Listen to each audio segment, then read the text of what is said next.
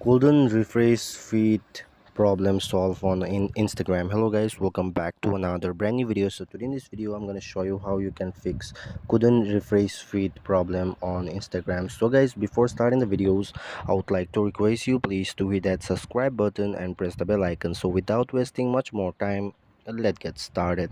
So guys, here what you need to do if you are not able to refresh your feed on Instagram, you just need to go to Play Store or App Store on your device, okay, and then search for Instagram.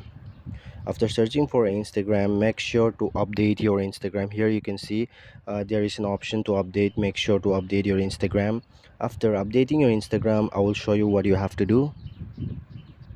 So guys, I have successfully updated the app. Now just open it and then you can try it out whether it is working or not. So guys, I hope this is working now.